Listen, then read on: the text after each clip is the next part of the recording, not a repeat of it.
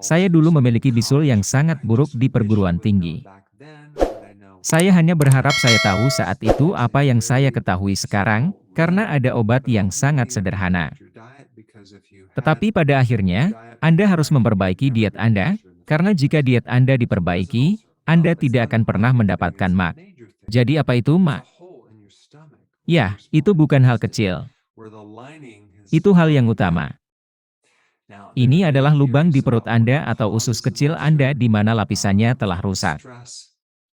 Sekarang, ada banyak teori tentang apa yang menyebabkan MAC. Dari stres, kekurangan nutrisi hingga mikroba yang disebut H.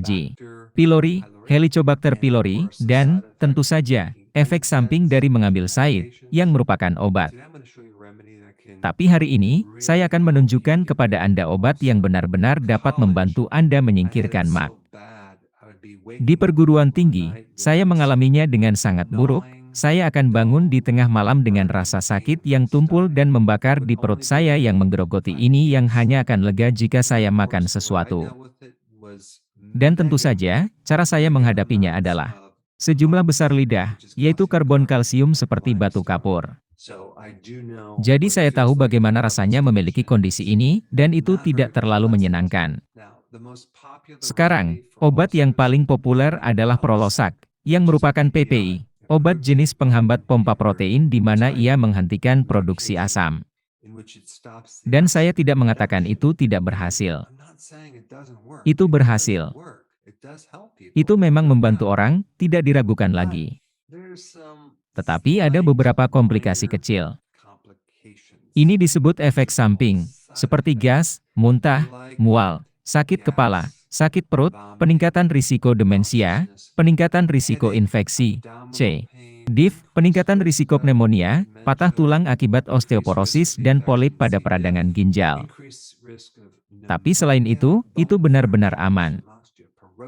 Jadi pertanyaannya adalah, apakah ada alternatif yang lebih aman dalam obat-obatan ini? Sekarang, satu penelitian adalah sebuah penelitian pada hewan yang membandingkan obat yang disebut omeprazol dengan jus kubis. Dan penelitian ini menunjukkan bahwa kelompok yang mengambil jus kubis untuk bisul menunjukkan peningkatan 83% dibandingkan kelompok 81% dengan kelompok obat. Jadi itu hanya sedikit lebih baik, tetapi tanpa efek samping.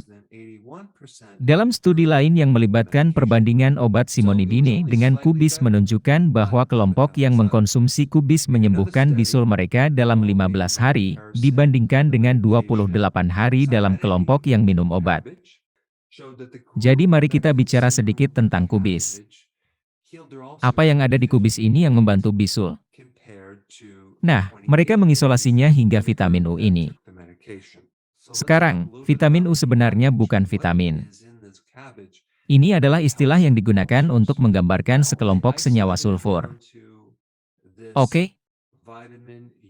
Ini adalah senyawa nabati dengan S, karena ada beberapa di antaranya terbuat dari belerang. Jadi kelompok senyawa ini disebut glukosinolat. Sekarang, apa yang sangat menarik tentang glucosentilates adalah bahwa ia memiliki efek yang sangat kuat untuk membongkar dan menghancurkan H. pylori, salah satu mikroorganisme yang paling umum ditemukan yang terlibat dengan borok. Jadi ini mungkin mengapa kubis bekerja sangat baik dengan bisul. Sekarang, pertanyaan sebenarnya adalah, mengapa Anda memiliki H. pylori? Ya, saya membuat video tentang ini, dan pada orang normal, H. pylori tidak bertindak dalam bentuk patogen. Dan ternyata, ketika asam Anda menjadi terlalu rendah dan Anda tidak memiliki cukup asam lambung, sehingga pH menjadi lebih tinggi, lebih basah, ketika lambung harus antara 1 dan 3, sangat asam. Mikroba ini cenderung tumbuh terlalu banyak dan menjadi patogen dan mulai membuat bisul. Jadi di sini orang tersebut dibiarkan dengan perawatan menyingkirkan asam. Itulah hal yang memicu infeksi ini sejak awal. Dan pada awalnya, dan ini adalah sudut pandang saya sendiri, bisul diciptakan oleh kekurangan asam, bukan jumlah asam yang berlebihan. Dan kemudian H ini. Mikroba pylori mulai tumbuh, dan kemudian Anda mendapatkan MAC. Jadi kubis rupanya akan menempatkan hal-hal ini baik dalam remisi atau membunuh mereka. Sekarang, ada beberapa hal yang perlu Anda ketahui tentang kubis. Jika Anda memasaknya terlalu banyak, Anda akan menghancurkan senyawa kimia ini.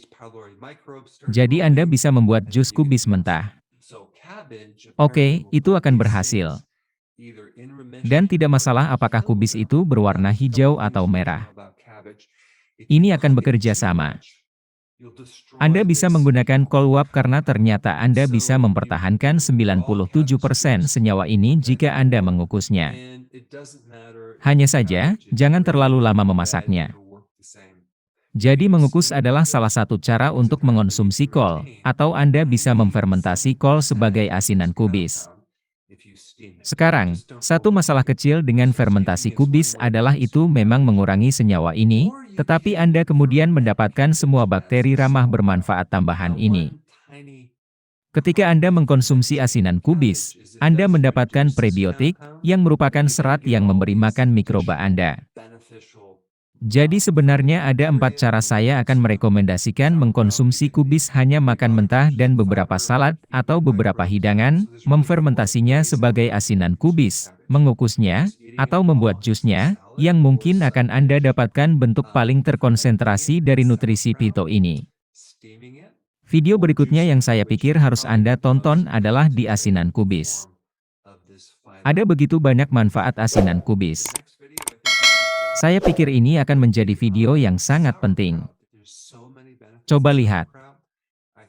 Terima kasih.